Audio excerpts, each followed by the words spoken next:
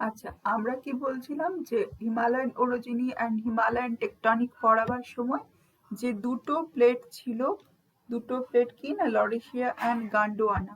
আমি যদি বলি তারা পরস্পরের দিকে এগোচ্ছিল, অ্যান্ড ধরো এটা ছিল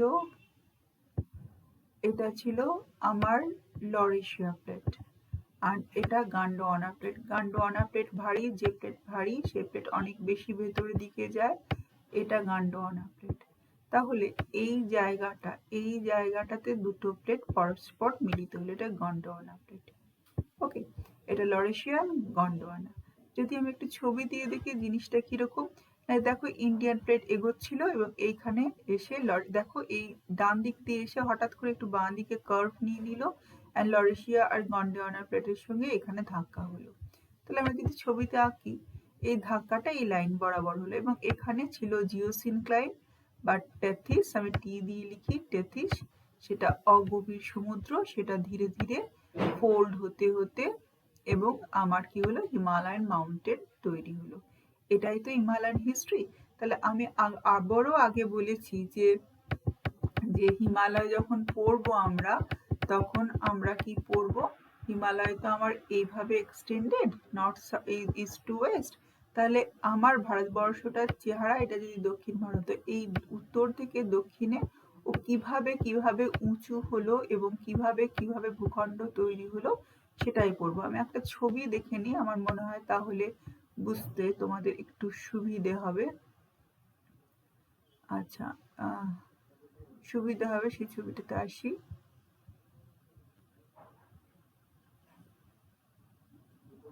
আচ্ছা, এই ছবিটা দেখো, এইখানে যে হিমালয় মাউন্টেন আছে, তাহলে এখানে আমার কি আছে, পাঞ্জাব প্লেন। পাঞ্জাব প্লেন থেকে ধীরে ধীরে উঁচু হয়ে আমার হিমালয় মাউন্টেন তৈরি হয়েছে।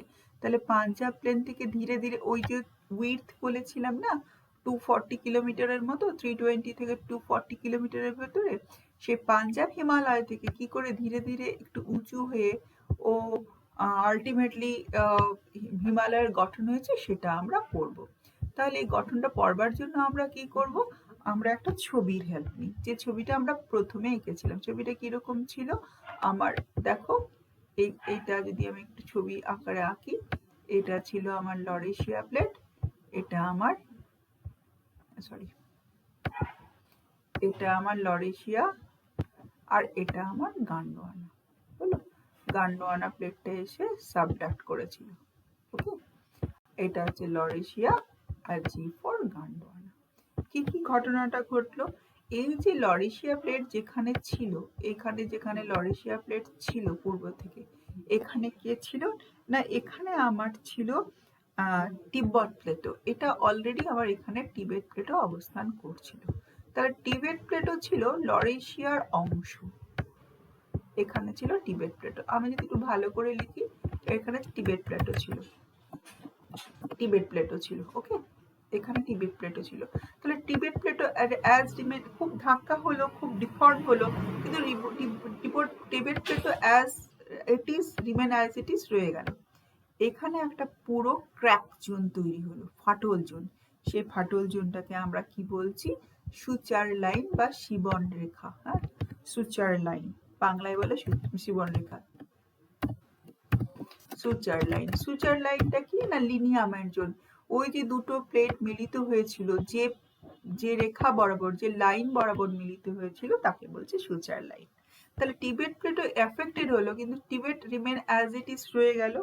দেন এখানে কি ছিল না, আমি তো আগেই বলেছি এখানে তোমাদের তেথিস ছিল, ছিল না এখানে তেথিস। আমি যদি বলি এখানে এর স্যালো, অ্যালোকেটেড, ন্যারো তেথিস ছিল। তাহলে এখানটা কি হলো, ভাঁজ তৈরি হলো, ভাঁজ পড়তে শুরু করলো। কেন না, দুটো পরস্পরের দিকে, এই যে এই প্লেটটা যদি এদিকে এগোয় এবং এই প্লেট যদি এদিকে এগোয়, আমি একটু ভালো করে যদি অ্যারো দিই, তাহলে যদি এই প্লেট এদিকে এগোয় অ্যান্ড এই প্লেট এদিকে এগোয়, পরস্পরের দিকে এগোয়, তাহলে কি হবে, এখানে ভাঁজ পড়বে। তার কাতে ভাঁজ পড়লো না, টেথিসে ভাঁজ পড়লো। তাহলে এই সুচার লাইনের পরপর যে ভাঁজযুক্ত অঞ্চলটা, সেই ভাঁজযুক্ত অঞ্চলটার নাম হলো তেথিস হিমালয়। তাহলে এখানে ভাঁজ পড়লো। তাহলে আমি যদি জোন করি, এটা ছিল আমার 1 নাম্বার জোন। এটা কিন্তু সরাসরি হিমালয় অরিজিনের অংশ নয়, এটা লরেশিয়ার পার্টের অংশ, খুব hard landform, that is Tibet plateau. Then suture line যে জোন বরাবর দুটো প্লেট সাবডাক্ট করেছিল, অ্যান্ড দেন কি ভাঁজ পড়লো না, টেথিস হিমালয়ে ভাঁজ পড়লো, তাই থার্ড জোন, সেকেন্ড জোনটার নাম হলো কি, Tethys Himalaya. Tethys, H for Himalaya. Okay, Tethys হিমালয়ের পর কি এলো, টেথিস হিমালয়। আচ্ছা, টেথিস হিমালয়ের উচ্চতা কত, কিরকম দেখতে, সেটা পরে আসবো। ঠিক টেথিস হিমালয়ের গা বেয়েই আরো যখন এই যে প্রেসার, আরো কম্প্রেশনাল ফোর্স যখন স্ট্রং হলো, তখন এই টেথিস হিমালয়ের গা বেয়ে হিমালয়ের আরো উচ্চতা বাড়তে লাগলো, এরকম অনেক উঁচু হয়ে গেল। অনেক যখন উঁচু হলো, নামটা পাল্টে গেল। অনেক উঁচু কথাটার মানে কি, অনেক বড় হিমালয়, ওর নাম হলো গ্রেটার হিমালয়। গ্রেটার হিমালয়ের আরেকটা নাম হচ্ছে হিমাদ্রি, বেশ বড় সড়ো নাম, তাই গ্রেটার হিমালয় বা হিমাদ্রি আমরা একটা নামই জানবার চেষ্টা করব। তাহলে এটা হলো 3 নাম্বার জোন। ওকে, গ্রেটার হিমালয়। গ্রেটার হিমালয়ের পরে কি হলো, যেমন এখানে হিমালয়তে একটা বিশাল বড় ফোল্ড মাউন্টেন, যেমন এখানে সুচার জোন একটা ক্র্যাক জোন তৈরি হয়েছিল, এরপরও কিন্তু একটা ক্র্যাক জোন তৈরি হলো। এই ক্র্যাক জোনটার নাম এই লিনিয়ামেন্ট জোন। এই লিনিয়ামেন্টটার নাম হচ্ছে এমসিটি। এমসিটি জিনিসটা কি, এমসিটি জিনিসটা সম্পর্কে আমরা আবার পরে ডিটেলসে ডিসকাশন করব। হ্যাঁ, এখন শুধু এমসিটিটা আমরা জেনে রাখি। এমসিটিটা হচ্ছে একটা ফল্ট জোন, অনেকগুলি ছোট বড় ফল্টের মাধ্যমে আমরা হিমালয়ের উৎপত্তি কমপ্লিটের দিকে গেছে। তাহলে এটা যদি সুচার লাইন হয়, 2 নাম্বার ফল্টটার নাম হচ্ছে কি, মেইন সেন্ট্রাল থ্রাস্ট। থ্রাস্ট হচ্ছে ছোড়া, এটা পরে আলোচনা করবো, একটু শুনে এখন জেনে নাও। Main central thrust, thrust. Okay, main central থ্রাস্টের পর ঠিক তার গা বেয়ে কি ঘটনাটা করলো, গ্রেটারের পর কি হলো, লেজার, বড়র পর ছোট হয়, তাই লেজার হিমালয়। তারপরে এলো, ধরো আমি এই কালারটা দিয়ে আঁকি, এটা হলো লেজার হিমালয়, ওর থেকে নিচু, তাই এর নাম লেজার। লেজার হিমালয়ের পরও কিন্তু একটা ফল্ট জোন এলো, সেই ফল্ট জোনটার নাম কি, সেই ফল্ট জোনটার নাম হলো কি, তাহলে এটা 3 নাম্বার জোন, এটা 4 number zone, main central thrust জোনটা। এটার নাম হলো কি, লেজার হিমালয়ের পরে যে আছে এমবিটি। এমবিটি পুরো কথাটা কি আমি আসছি, আগে আমরা এমবিটিটা লিখে নিই। এমবিটিটা হচ্ছে মেইন বাউন্ডারি ফল্ট বা মেইন বাউন্ডারি থ্রাস্ট, এমবিএফ আমরা সংক্ষেপে লিখে নিই, মেইন বাউন্ডারি ফল্ট বা মেইন বাউন্ডারি থ্রাস্ট। আচ্ছা, এরপরে তাহলে গ্রেটার হলো, লেজার হলো, বড় হিমালয়, ছোট হিমালয়। তারপরে কি আসবে না, তারপরে আসবে আমার হিমাদ্রি, সবচেয়ে নিচু হিমালয়, আমাদের একদম কাছের জোন। হ্যাঁ, তাহলে সেটা কি হবে না, আমাদের সেটা হচ্ছে শিবালিক। তাহলে এমবিটির পরে আসছে শিবালিক, আমি শিবালিকটা লিখে দিই।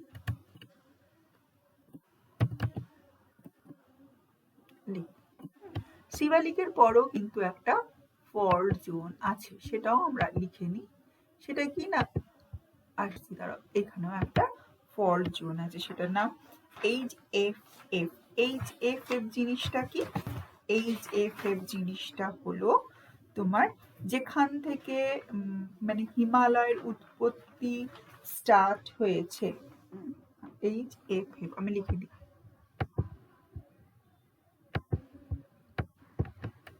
এইচএফএফ, এদিকে কি আছে না, এদিকে আছে আমার সমভূমি, কি সমভূমি না, পাঞ্জাব প্লেন। আমি এখনো হাইট গুলো বলিনি, হ্যাঁ, পাঞ্জাব প্লেন। আচ্ছা, এবারে যদি আমি উত্তর থেকে দক্ষিণে ভাগ করি, ধরো আমি একটা লাইন টানি, জিনিসটা একটু মনে রাখার চেষ্টা করবে, একটা লাইন টানি, ধরো একটা লাইন, এই লাইনটা হচ্ছে ভারতবর্ষের, এটা হচ্ছে পাঞ্জাবের সমভূমি, সমভূমি থেকে একেবারে উঁচুতে আসছি। যদি আমি এটা ভারতবর্ষের ছবি আঁকি, পাঞ্জাবের সমভূমি থেকে ধীরে ধীরে মানে হিমালয়ের উচ্চতার দিকে যাচ্ছি। তাহলে আমি 1 2 করে যাব, পাঞ্জাবের পরেই একটা ফল্ট জোন আসে, তার নাম এইচএফএফ। এইচএফএফ ফল্ট জোন হচ্ছে কিন্তু তোমার মানে হিমালয়ের উৎপত্তির জোন। তারপরে কি আসে না, তারপরে আসে 1 নম্বরে আসে শিবালিক। শিবালিক আর কি, শিবালিক হচ্ছে সবচেয়ে হাইট কম। কত হাইট কি আমি পরে আসছি। তারপর আবার একটা ফল্ট লিনিয়ামেন্ট, তার নাম হচ্ছে মেইন বাউন্ডারি থ্রাস্ট। তারপরে কি আসে না, তারপরে আসে আমার লেজার হিমালয়। লেজার হিমালয়টা আমার লেখা হয়নি, লেজার হিমালয় ছোট হিমালয়, তাই না? LESSER, লেজার হিমালয় 2 নম্বরে। তাহলে 1 নাম্বার হচ্ছে শিবালিক, শিবালিকের থেকে একটু উঁচুতে যে আসছে সে হচ্ছে আমার কে না লেসার হিমালয় 2 নাম্বার। তাহলে পাঞ্জাবের সমভূমির পর একটা ফল্ট জোন, তারপরে শিবালিক হিমালয়, শিবালিক হিমালয়ের পর একটা ফল্ট জোন, তারপর আবার উচ্চতা বাড়ছে লেজার হিমালয়, লেজার হিমালয়ের পর কি আবার একটা ফল্ট জোন যেটার নাম হচ্ছে মেইন সেন্ট্রাল থ্রাস্ট, তারপরে আবার একটু উঁচু হিমালয়, ওর থেকে একটু উঁচু Himalaya, that is greater Himalaya. আচ্ছা, গ্রেটার হিমালয় সবচেয়ে উঁচু, এর নাম হিমাদ্রি বা গ্রেটার হিমালয়। আমরা একটা নামেই ডাকবো, দুটো নামে অসুবিধা হয়। এরপরে কিন্তু হিমালয়ের উচ্চতা একটু কমে গেছে। কিরম ভাবে কমেছে আমি একটু বলে দিই। তারপরে আছে কি না তেথিস হিমালয়। তাহলে হিমালয়কে on the basis of height যদি আমি ভাগ করি, 5টা ভাগে ভাগ করে সায়েন্টিস্টরা, কিন্তু এর লাস্ট ভাগটা কিন্তু হিমালয়ের ভাগ নয়, ওটা কিন্তু গন্ডোয়ানা ল্যান্ডের লরেশিয়া ল্যান্ডের ভাগ, দ্যাট ইজ টিবেট। তাহলে আমি যদি বলি পাঞ্জাবের সমভূমি থেকে ধীরে ধীরে আমার হিমালয়ের উচ্চতা বেড়েছে, 1 নাম্বার হচ্ছে আমার শিবালিক, 2 নাম্বার হচ্ছে ছোট হিমালয় বা লেজার হিমালয়, একটু স্টুডেন্টদের ভুল হয় বলে এভাবে বলা। তারপরে 3 নাম্বার হচ্ছে খুব বড় Himalaya, that is greater Himalaya. পৃথিবীতে যত সুন্দর শৃঙ্গ আছে, এভারেস্ট, কাঞ্চনজঙ্ঘা, গড়উইনস্টিন, অন্নপূর্ণা, ফালুট, কৈলাস, সব কিন্তু গ্রেটার হিমালয়, কারণ গ্রেটার হিমালয়ের উচ্চতা সবচেয়ে বেশি। তারপরে কি আছে না, তারপরে একটু নিচু হয়ে গেছে, যেখানে আদিতে তেথিস ছিল, তেথিস হিমালয়। এই 4টে হিমালয়ের মূল পার্ট, এই 4টে ছিল আমার ডান দিকের অংশ, বা আমার এই ডান দিকের অংশে কে ছিল না, ডান দিকের অংশে আমরা ছিলাম, এই পুরোটা ছিল আমার গন্ডোয়ানা ল্যান্ড। ওকে, এবার লরেশিয়া প্লেটের সঙ্গে ধাক্কা হয়েছিল কোথায় না, এই তো সুচার লাইন বা শিবন রেখা বরাবর। কি করে বুঝবো ওখানে ধাক্কা হয়েছিল? পৃথিবীতে না সব জিনিসের এভিডেন্স থাকে, পৃথিবী কিন্তু বলে না ক্লু রাখে, অনেকটা গোয়েন্দা উপন্যাসের মতো। এই যে আমাদের দুটো নদী আছে না, সিন্ধু অ্যান্ড ব্রহ্মপুত্র, এই সুচার লাইনের খাদটা দিয়ে এখনো বইছে, সেটা আমরা পরে আলোচনা করব। দেন সুচার লাইন বা শিবন রেখা, শিবন রেখা হচ্ছে কিরকম না, সেটা শিবন রেখা জোন অফ সাবডাকশনকে ডিফাইন করে, যেখানে দুটো প্লেট গন্ডোয়ানা, এদিকে আমি বলেছিলাম দিস ইজ গন্ডোয়ানা প্লেট, এটা গন্ডোয়ানা প্লেট, অ্যান্ড এটা লরেশিয়া প্লেট, যেখানে সাবডাক্ট করেছিল। ওকে, তো এই তার বাঁ দিকে আছে টিবেট, টিবেট কিন্তু সবচেয়ে উঁচু শক্ত মালভূমি। ঠিক আছে, তাহলে আমি যদি হিমালয়কে হাইটের ভিত্তিতে ভাগ করি, হিমালয়কে 4টে ভাগে ভাগ করব। পাঞ্জাবের উচ্চভূমি থেকে ধীরে ধীরে ফার্স্ট শিবালিক, দেন লেজার, দেন গ্রেটার, গ্রেটার সবচেয়ে উঁচু হিমালয়, দেন তেথিস হিমালয়, দেন সুচার জোন, এতটা গন্ডোয়ানা ল্যান্ডের মতো অংশ, আর লরেশিয়া অংশের হচ্ছে টিবেট, টিবেট প্লেটো। আচ্ছা, টিবেট প্লেটোর কিন্তু আর একটা নাম আছে, টিবেট মালভূমিকে কিন্তু অনেকে বলে ট্রান্স হিমালয়, ট্রান্স বলে না, ট্রান্সজেন্ডার, ট্রান্স মানে মধ্যবর্তী, পুরোটা হিমালয় নয় তো, এ তো আগের ভূখণ্ড, তাই এর নাম ট্রান্স হিমালয়, টিবেট প্লেটোর নাম। তাহলে হিমালয়কে যদি উত্তর থেকে দক্ষিণে ভাগ করা যায়, পূর্ব পশ্চিমে তো ভাগ আমরা পরে করব, উত্তর দক্ষিণে ভাগ করা যায়, যদি দক্ষিণ থেকে বলি, পাঞ্জাবের উচ্চভূমির প্রথম ভাগে আসে শিবালিক হিমালয়, অ্যান্ড দেন আসে ছোট হিমালয় বা লেজার হিমালয়, দেন হিমাদ্রি বা গ্রেটার হিমালয়, দেন তেথিস, তেথিসের উচ্চতা একটু কম গ্রেটারের থেকে, গ্রেটার সবচেয়ে বেশি, দেন সুচার জোন। এই 4টে হচ্ছে গন্ডোয়ানা ল্যান্ডের অংশ, আর লেফট হ্যান্ড সাইডে আছে তেথিস হিমালয়, ট্রান্স হিমালয় অথবা টিবেট হিমালয়। আশা করি আমি জিনিসটা বোঝাতে পারলাম। এবারে এদের কিছু কিছু বৈশিষ্ট্য আছে, সেটাতে আমি আসছি, তার আগে আমি একটা কথা বলি, যে এইখানে একটা ছবি দেখলাম না, ইন্ডিয়ান প্লেট ধীরে ধীরে মুভ করছে, অ্যান্ড লরেশিয়া এন্ড গন্ডোয়ানা দুজনের দিকে সাবডাকশনের জন্য যাচ্ছে। এই ছবিটাতে যদি আমরা দেখি, দেখো না, ছবিটা একটু ভালো করে জানার জন্য দেখি, এই ইন্ডিয়ান প্লেট কিরম যাচ্ছিল, এই ডান দিকে একটু ঘেঁষা যাচ্ছিল, হঠাৎ মনে হলো না এদিকে একটু লেফট টার্ন নিয়ে নিল, যে লেফট টার্ন যখন নিয়ে নিল, তাহলে এই অঞ্চলটায় ডিফরমেশন অনেক বেশি, তাহলে এই ভূখণ্ডগুলো তো আগেই তৈরি হওয়া ছিল, এই ভূখণ্ডের যা বৈশিষ্ট্য জম্মু কাশ্মীরের নিচের বৈশিষ্ট্য তাই। তো এই অঞ্চলে যা যা ভূখণ্ড ছিল তাই পরে এতে সেডিমেন্ট জমা হয়ে, সেডিমেন্টেশন হয়ে, লেয়ারিং হয়ে, বরফ জমা হয়ে অনেক বেশি জটিল হয়েছে। কিন্তু এর ভেতরটার যে মূল পার্টটা, সেই মূল পার্টটা আমার গন্ডোয়ানা ল্যান্ড বা আদি শিলা বা ছোটনাগপুরের মালভূমি যেমন, দামোদর উপত্যকা যেমন, সেটার মতো। কারণ এইখানটা দেখো দেখো না, দুটো, আমি যদি মুখ থুবড়ে পড়ি আমার নাকটা ভাঙে আগে, কেন কি না, এটা আমার এক্সটেন্ডেড পার্ট। তাহলে যখন ধাক্কা হচ্ছিল গিয়ে এদিকে ঘুরে যায়, এটা ছিল এক্সটেন্ডেড পার্ট। তাহলে এখানের সঙ্গে কলিশন বা এখানের প্রেশার অনেক বেশি ছিল, তাই এখানটা অনেক বেশি ডিফর্মড হয়েছে। তাই এখানটার জিওলজি জম্মু কাশ্মীরের হিমালয় অনেক বেশি জটিল in comparison to the Darjeeling Himalaya বা eastern part of Himalaya, because ওইখানটা যে নাকটা যেমন ভেঙে যায় সেরকম এটা এক্সটেন্ডেড পার্ট ছিল, এখানে ডিফর্মিটিস অনেক বেশি।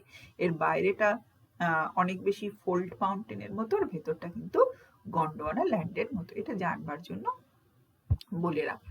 তাহলে এটা আমি একটা টেবিলের আকারে লিখে নিতে পারি। এই ছবিটার আমি একটা বাংলা লেখা আছে, আমি লেখা ছবি পাঠিয়ে দেবো, কিন্তু তাহলে এটার একটা আমরা টেবিল বানিয়ে নিতে পারি।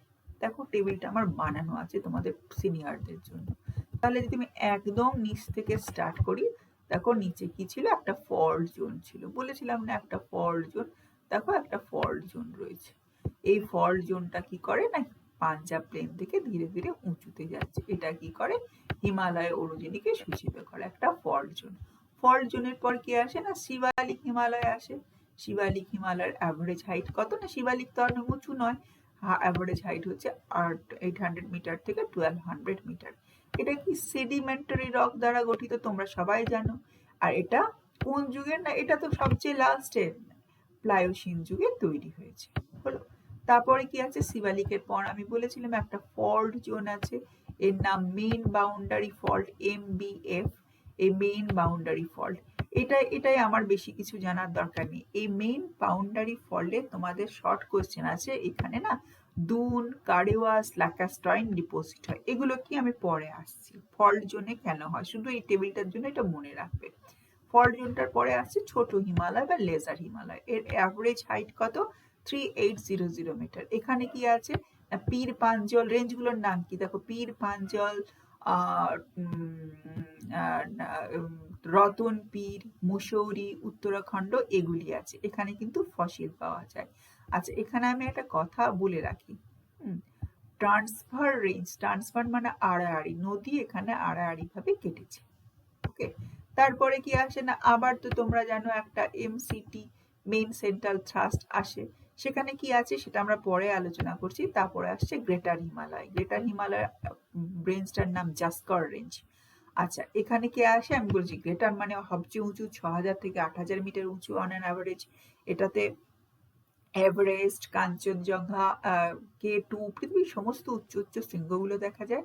আমি আবারও বলেছি জম্মু কাশ্মীর হিমালয় ভীষণ জটিল হিমালয়, কারণ ওইখানটায় সবচেয়ে জোর ধাক্কা হয়েছিল বা বেশি কমপ্লেক্স জটিল ফর্মেশন। কিন্তু ওর ভেতরটা কিরকম একটু আগে বলেছি, যে ওর ভেতরটা হচ্ছে কিন্তু গন্ডোয়ানা ফর্মেশন মতো। তার মানে জম্মু কাশ্মীরের নিচে লোহা, আকরিক লোহা, কয়লা ইত্যাদি পাওয়া যাবে, ব্যাথলিট পাওয়া যাবে, ইগনিয়াস রক পাওয়া যাবে, কারণ ভীষণ ডায়াস্ট্রপিক অ্যাক্টিভিটিস, ভলকানোস ইত্যাদি হয়েছে। আর ওপরটা বরফে ঢাকা, obviously old batholith, igneous rock, coal Jammu কাশ্মীরে পাওয়া যেতে পারে, যদিও নেওয়া সম্ভব হয় না ওর স্ট্রাকচারের জন্য। তারপরে কি আছে না, তেথিস হিমালয়। তেথিস হিমালয় কিন্তু ফসিল দেখা যায়, সেডিমেন্টারি রক। তারপরে আছে সুচার জোন। সুচার জোন কিন্তু অনেক ওল্ড, ব্রহ্মপুত্র ওই সুচার জোন দিয়ে বইছে। এই ব্যাপারে অনেক স্টোরি লাইন আছে, আমরা পরে গল্প করব। অ্যান্ড তারপরে আছে কি টিবেট হিমালয় বা ট্রান্স হিমালয়। এখানে কি পিক, এখানে দেখো এখানে টেবিলটায় করা আছে কি কি রেঞ্জ আছে, পর্বতমালাটার নাম কি, আর কি পেক আছে। টিবেতে আছে লাদাখ পিক, আর ট্রান্স হিমালয়ে কোনো পিক নেই, কোনো ভ্যালি নেই। তারপরে আছে গ্রেটার হিমালয়, তো এভারেস্ট, কাঞ্চনজঙ্ঘা, গডউইনেস্টিং, এরা সবাই আছে। লেজার হিমালয় গুরুত্বপূর্ণ পিক নেই, আবার আর শিবালিকেও গুরুত্বপূর্ণ পিক নেই। এই টেবিলটা পাঠিয়ে দেবো, একটু করে নেবে। আচ্ছা, এখানে আর একটা কথা ছবির সাথে বলে রাখি, এগুলো তো বোঝা গেল পর্বত রেঞ্জ, হাইট, কিরকম শিলা আছে, কি গঠন। কিন্তু যেখানে এই যে জিনিসটা তৈরি হয়েছে না, যেখানে এই যে ফল্ট জোনগুলি তৈরি হয়েছে না, এই যে আমি ত্রিভুজ করে দেখাই, যেমন এখানটাতে এখানটা তো কম্পারেটিভলি একটু নিচু, তারপরে দেখো না, যদি আমি ছবিটা দেখি এরকম করে দেখো, আমি যদি একটা ছবিটা আরেকবার একটা অন্য কালি দিয়ে দেখার চেষ্টা করি, দেখো পাহাড়টা কিরম ভাবে উঁচু হয়েছে। এইটা তেথিস হিমালয় একটু নিচু ছিল, দেন গ্রেটার হিমালয় একটা উঁচু হয়েছে, দেন একটু নিচু হয়েছে, দেন আবার লেজার হিমালয় একরকম, দেন একটু নিচু হয়েছে। তাহলে এইরকম জায়গাগুলোতে হাইটের একটা পরিবর্তন ঘটেছে। হাইটের পরিবর্তন হলে কি হবে, এখানে তো রিভারগুলি এসেছে, রিভারগুলি হিমালয়কে কাট করেছে, অ্যান্ড দেন কি না গিরিপথ বা আই মিন ওয়াটার মানে গিরিপথ কি বলে না, ওগুলি পাস তৈরি করেছে। সেই পাসগুলি কখন তৈরি হয়েছে, যখন রিভার এখান দিয়ে বয়েছে এবং রিভার শৈলমালাটাকে কেটেছে, অথবা এর থ্রাস্ট জন্য কিছু বালি কাদা ইত্যাদি ডিপোজিট হয়েছে। এই ডিপোজিট হয়ে অনেক রকমের ল্যান্ডফর্ম তৈরি করে, কখনো ওদেরকে কার্ভিয়াস বলে, ল্যাকাস্ট্রাইন বলে। ল্যাকাস্ট্রাইন মানে কাদা জাতীয় ভূমিরূপ। সেগুলো আমরা পরে পরে আলোচনা করব, যখন হিমালয়ের মানে নর্থ টু সাউথ ডিভিশন করব। This is the north to south division, okay. আর এই তার সাথে আমরা কি করব, এই টেবিলটা একটু মনে রাখবার চেষ্টা করব। আজকে এখনকার মতো এত দূরই থাক।